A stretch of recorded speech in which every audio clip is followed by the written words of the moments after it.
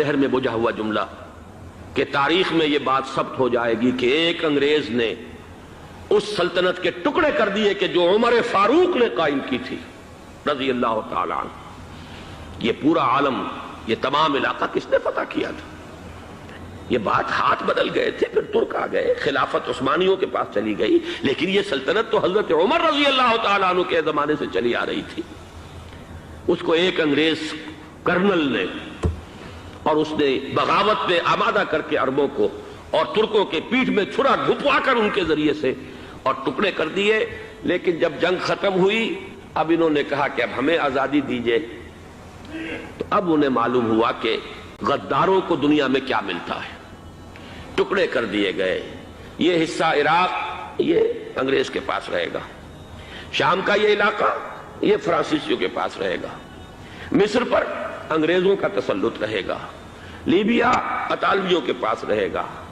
لے دے کر یہ جو علاقہ تھا حجاز، کیونکہ وہاں کچھ تھا ہی نہیں، یہ عربوں کے پاس چھوڑ دیا گیا. اس وقت جو بادشاہ ہیں شاہ حسین اردن کے، ان کے دادا سب سے بڑے غدار وہی تھے، لہذا ان کو اس علاقے کی بادشاہت دے دی گئی.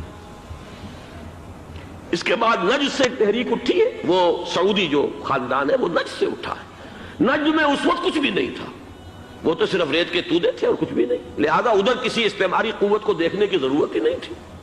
وہ تو بعد میں تیل برآمد ہوا اور اس کی حیثیت ہو گئی، اور یہ امارات کا علاقہ جو ہے اس کی دنیا میں اب گویا کہ یوں سمجھیے کہ جو سب سے زیادہ اہم علاقے ہو سکتے ہیں روئے ارضی کے نقشے پر، ان میں سے ایک وہ ہو گیا.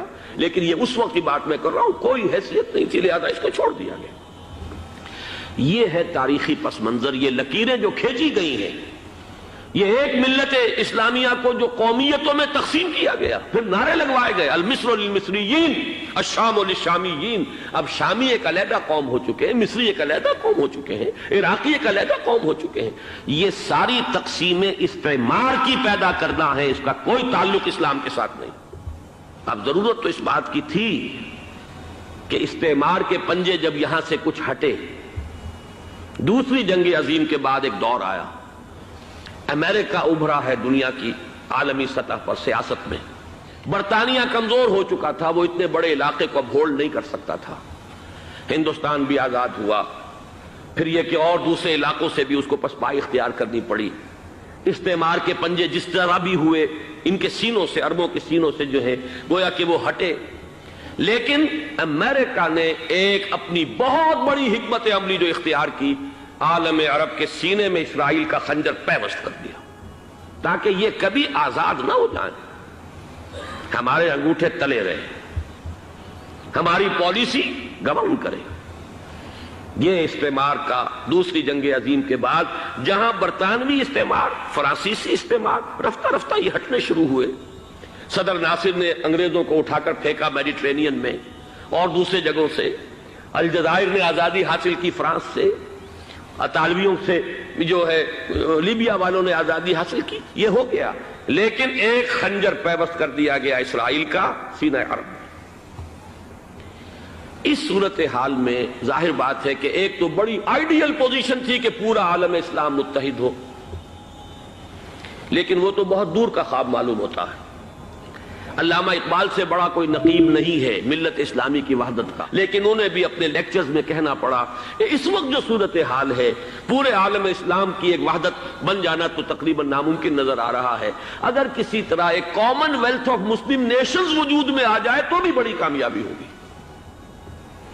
لیکن اس سے بھی پہلے یہ تو زیادہ آسان تھا کہ عالم عرب ایک وحدت کی شکل اختیار کر لے. یہ تو ایک قوم ہے، اکثر و بیشتر ایک نسل یا زیادہ دو نسلیں کہتی تھیں. شمالی افریقہ میں بربر نسل بھی ہے، باقی تو سب عرب ہے. یہ پورا عالم ایک نسل، ایک زبان، یہ تو ایک ہو جائے. افسوس یہ ہے کہ اس کا ایک ہو جانا، ایک شخصیت ابھری تھی جو مذہبی مزاج کی شخصیت تھی، جو دینی مزاج کی حامل شخصیت تھی. اگر اس کی قیادت میں عالم عرب متحد ہو جاتا تو واقعتاً ایک بہت بڑا جو ہے مرحلہ وہ طے ہو جاتا پوری عالمی ملت اسلامیہ کی ایک وحدت اختیار کرنے کا. وہ شخصیت تھی شاہ فیصل شہید کی.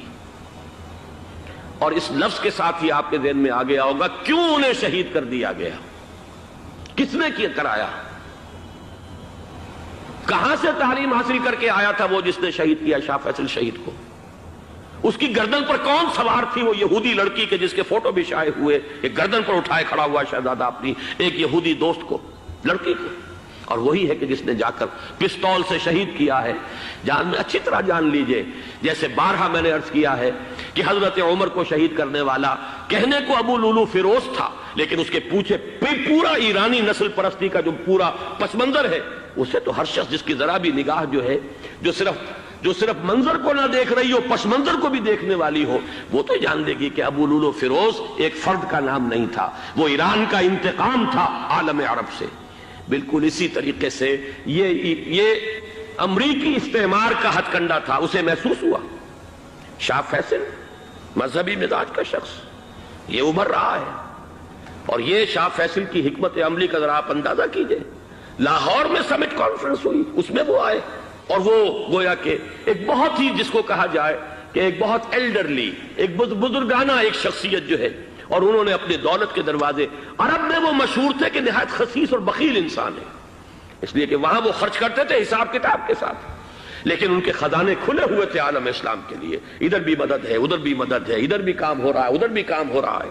پھر انہوں نے تیل کا ہتھیار استعمال کر کے ایک دفعہ امریکہ کو دن میں تارے دکھا دیے تھے، لہذا ان کا ہٹایا جانا سین سے یہ امریکی استعمار کے لیے لازم تھا۔